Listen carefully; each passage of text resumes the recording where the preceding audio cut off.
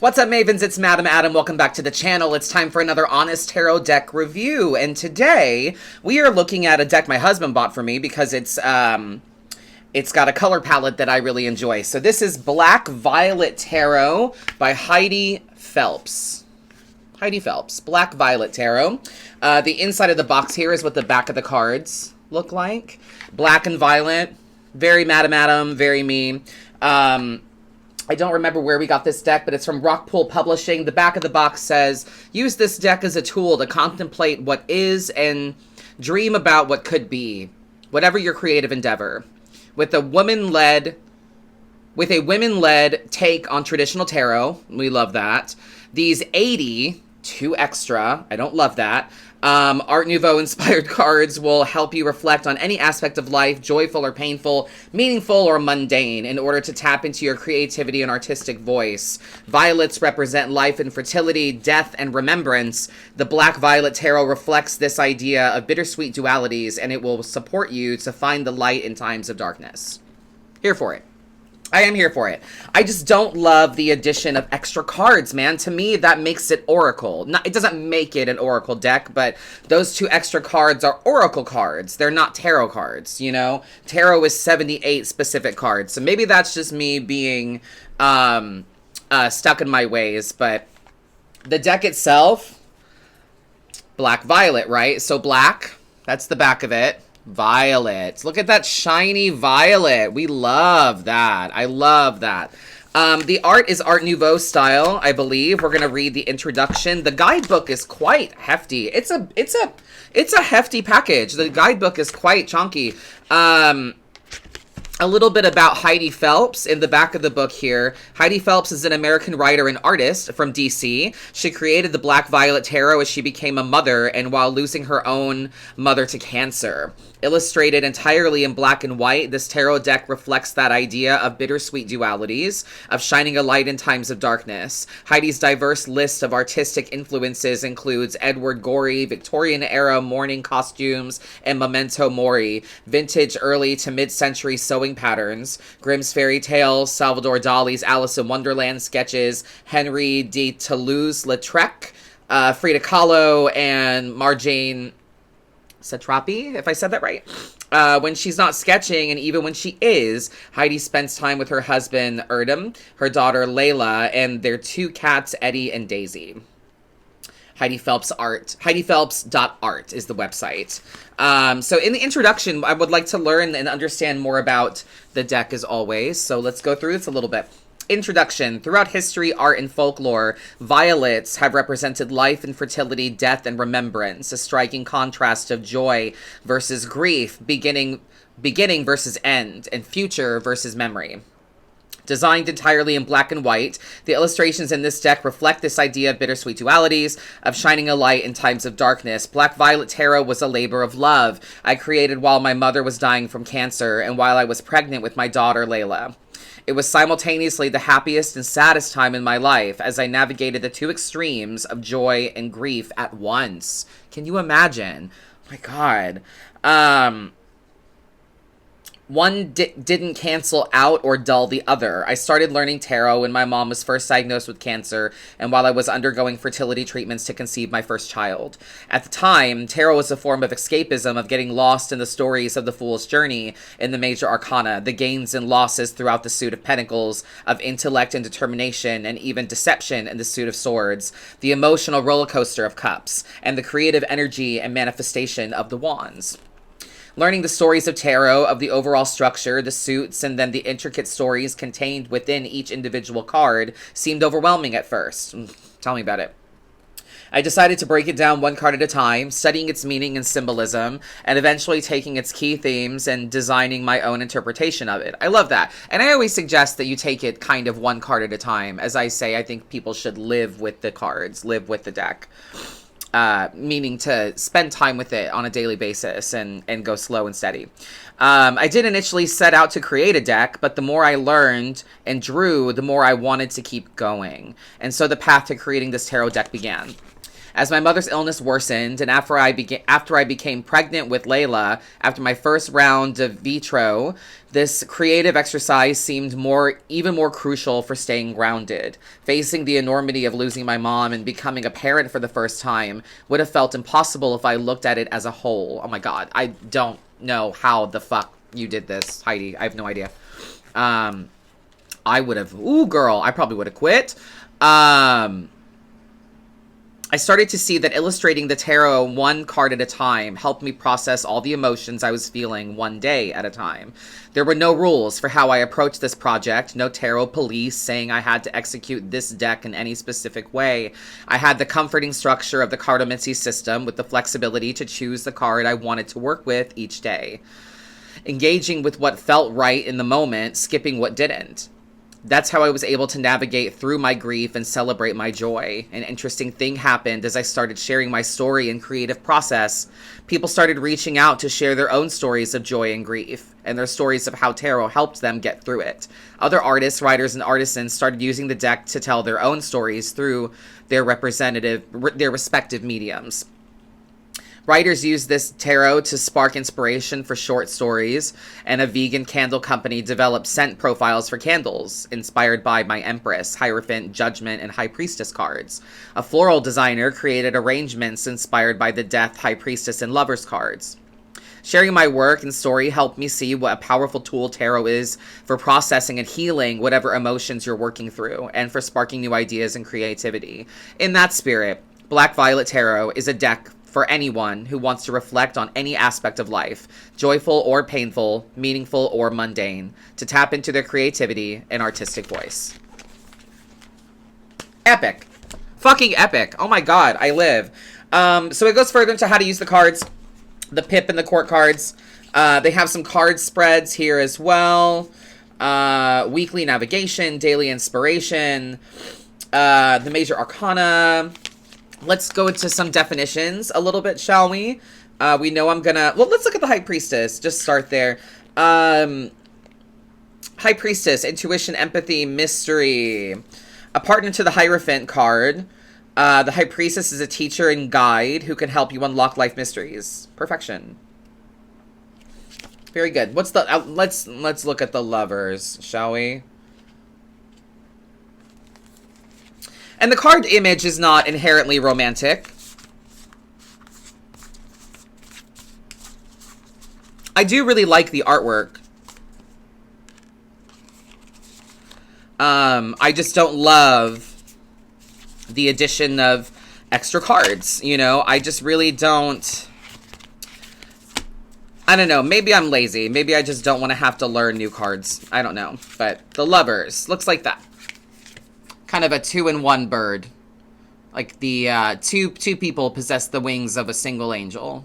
So in that way, it kind of has the trifecta that I tend to hearken to, the 3-in-1, the three voices. There's two people there, or two beings, and then the representation of spirit in the wings behind them.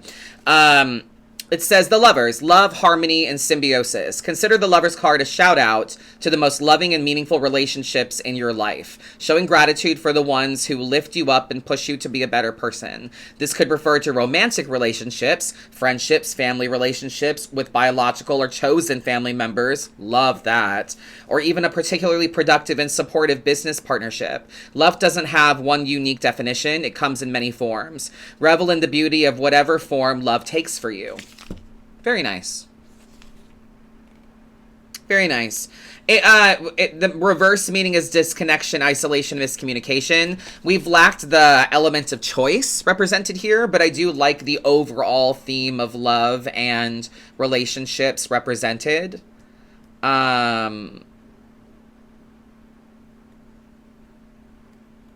Three of Swords.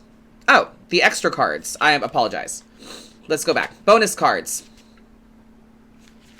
There's two. Ghost and Coven.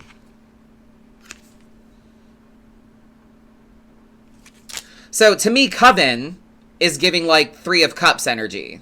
So This is my problem, because often when people add, when artists and when deck creators add additional cards, I often find them redundant. So there's 78. Like, how could you possibly need something extra? But let's see. So Ghost, bonus card, Haunting, Regret, Self-Compassion. The Ghost card features a woman who is confronted by a ghost who holds out a small bouquet of flowers as a gift or peace offering. Neither one seems shocked to see the other, but the woman seems afraid of the ghost and what she represents. Ghost represents a confrontation between past and present, a healing from past trauma, regrets for things you did or didn't do, or fear that your past will be uncovered or will inevitably determine your future. This card empowers you to make peace with your history because there's no need to hide or be ashamed of it. Understanding where you came from can be a powerful step in determining where you want to go, who you want to be, and what mistakes you can learn from. And then there's a reversed meaning. I already find this can be represented in a few cards, I think, in Ten of Swords energy and Nine of Swords energy and Five of Cups energy, perhaps. A haunting element, regret, self-compassion. Interesting. Author's note, the gowns in each figure are blowing in two different directions, suggesting they're meant to move separate ways, which inevitably they will. For now, they're looking each other in the eye, confronting each other, even if it feels uncomfortable. They're doing the work to understand each other before they move on. I do like the card. I do like what it symbolizes. I'm interested to see how it might blend with some reads. Maybe I'll use this during a live. But yeah, the card's meaning kind of gives me a little warm fuzzies inside. I kind of like that. I do agree. Again, as I said, I do still agree with my previous statement that I think it is represented in some other cards, and a little unnecessary. But like, you know, do what you're gonna do. Coven. Sisterhood, solidarity, secrets. To me, that's giving Three of Cups, but, you know, you do what you want to do. The keywords above may sound familiar because Coven is meant to be a counterpart to the Three of Cups.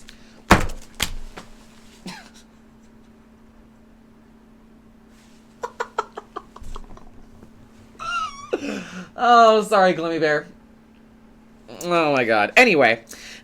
Three of Cups, a card of sisterhood, solidarity, and friendship. While the Three of Cups celebrates these ideas in a light, airy way, Coven represents close friendships in a form of protection. It gives a shout out to the people in your life who have seen you at your worst and accept you as you are without judgment. They know your secrets and you know theirs. You will always have each other's backs. If one person in the Coven needs help plotting their next steps, the rest of the group will brainstorm, think things through, or call you on your bullshit. Reversed is jealousy, bitterness, and toxic bonds. So, all right. Well, I just literally put my foot in my mouth. That's fun. So, yeah, these two, I think they add some interesting components to the cards. Three of Swords, sadness, heartbreak, life lessons, pain of emotional wounds caused by heartache, disappointment, or betrayal. Life lessons, embrace the transformative power of pain. Ooh, I love that for Three of Swords energy. Is it terrible that I've actually been thinking about a Three of Swords as a tattoo? Not that I, like, want to carry that kind of energy around with me, but that's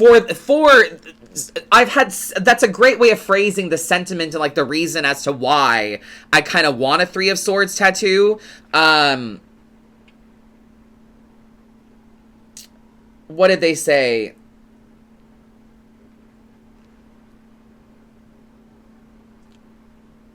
Oh, shit, I lost it. Embrace the transformative power of pain. Yes, the transformative power of pain. I love that. I've experienced a lot of pain in my life, and I continue to. And I think that it's been transformative. COVID, like the pandemic and what it did to a lot of us. But it unlocked me... but it opens me up in a lot of ways, and I mean, I started this business because of it, but yeah, it's wow, what a great deck for Women's Month. Honestly. And I did not plan that. I've been putting this off for a while, and I've been meaning to post it sooner than later. But yeah, I really like this deck. I think the additional 2 cards are fine by me. I can't wait to see how they show up in a read. The art is lovely. I love the purple sides. Shuffle. Fabulous. I love the back. Very cool. We love the art style. I love this duality of light and dark that's represented. The image of the devil, if you'll look at that, when you see the full deck, the devil is giving like Maleficent kind of energy. But I love the art. I would love them as prints, I think, as well. I love this deck. I think it's a knockout of the park. I think it's a 10 out of 10. I really enjoy it. 6 of Swords, we're on the other side of grief. Knight of Pentacles, be in the moment, embrace the now. Knight of Cups as well. Interesting. 6 of Swords. Hope, optimism, overcoming hardship. Absolutely. There's a lot of author's notes as well that I really appreciate in the guidebook. The author's note for this card was created in the middle of COVID. We were just talking about that. What the fuck is happening during this recording? At the tail end of 4 long years of the Trump administration. When Trump officially lost the election, it definitely felt like the United States as a country, community, and collective was on its way to better times. Okay, ally. Okay. Card of Hope, you've gone through a very difficult period. Notice the scribbly, choppy waters, but you're on your way to something better for you and your loved ones. Together, we always get there. I love that. Knight of Pentacles.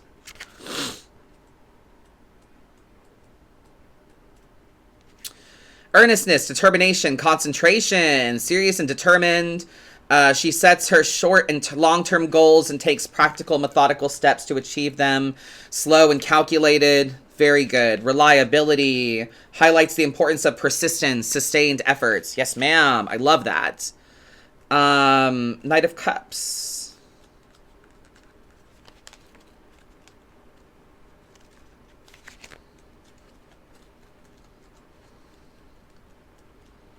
And especially with a new deck, while working with something that you're not super familiar with, or with a deck that is newer to you, I do refer to the guidebook often. Just to maintain what the author and creator of the deck intended, and just to continue to grow and expand in your understanding of the cards, you know. Here we go. Empathy, charm, humanity. Knight of Cups wears their heart on their sleeves, in touch with emotions. Embrace your ability to relate to others. Use your charm to spread kindness. Embodying the qualities of the Knight of Cups, you can navigate challenges with empathy. Very good. I love this. So, while we're on the other side of hard times, and there is hope and positive things to look forward to, it's important that we stay consistent and that we are earnest and steadfast in the work that we do. And then the Knight of Cups, that we lighten up, we enjoy the levity, that we use our charm to spread joy and embrace a lighthearted, more whimsical embrace right now. So I love this. This is great. I love this deck. I think it's going to become one of my new favorites. Let me know what you think in the comments. Honestly, Black Violet Tarot by Heidi Phelps. The link is going to be in the description. Make sure you check that out. Let me know what you think of the cards. What do you think of additional cards in a deck, and these ones in particular? But what do you tend to think of additional cards? I'm normally a no-go, but my mind has been changed by the guidebook and by Heidi, and the ones that she's chosen to add I kind of like. So clearly I have some kind of connection to this deck because, well, you've seen you've watched this video. So let me know what you think of Black Violet Tarot by Heidi Phelps. A full look at the whole deck is coming up right now.